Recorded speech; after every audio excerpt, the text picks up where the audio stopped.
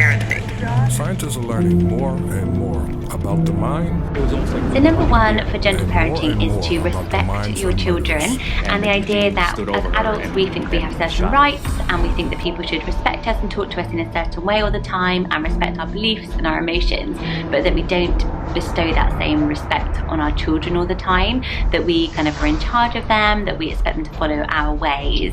And I think that in some ways children need the boundaries, don't they? And that's also, like, I guess, anti-gentle parenting, but there are some certain things that children aren't able to decide on, like the basics, like it is now dinner time, it is now bedtime, and we have to guide them. But I think that for me, respecting your children comes down to how you talk to each other and how you expect them to treat each other around the house, and that is my number one most important thing.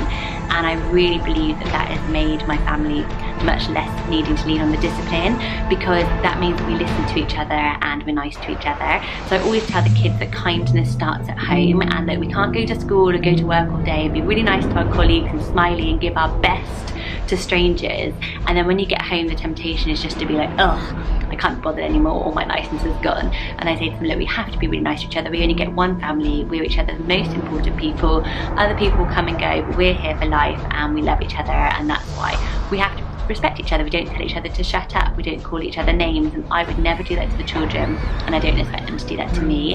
And I think that that kindness starts from home, is a way of showing my children respect. But it also means things like, you know, we all live here. Sometimes I just think of ourselves as a family rather than me as the mum, and that gets me out of the manager mode. And I'm like, yeah, bring your toys downstairs, like who cares? Like, it's your house as much as it is mine, and you can make rules as well within the boundaries of what's safe and things like that. So yeah, it's a really, really good one, and it's one just to look for throughout the day, like how can I make this more two-way and go with them more than just being the one who's always having to push myself in charge, which isn't nice for us mums either, really. The second one is a huge one, and that is to empathise with our children. So she talks a lot about, you know, behaviour and bad behaviour and lack of cooperation can come from anger, it can come from sadness, it can come from frustration, and to really understand their emotions and not then punish them for having feelings or for being sad, and that instead we should just make sure that they understand that we get their feelings, that we understand why,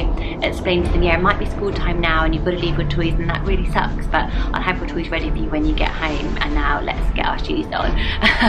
It would be a very nice way of doing it rather than my normal just get the shoes on, you knew about them 10 minutes ago. So just kind of reminding yourself, and sometimes that can break the back, I think, of a confrontation. But when I am in that moment of confrontation sometimes, and it's just the cycle has started, someone's angry, then they get upset, and then they don't want to cooperate, and then I'm annoyed, I always have this motto, which is try a little tenderness. And if you're ever in that situation, I swear, and you just say something kind, or you just start acting super kind towards your child, they love it, they thrive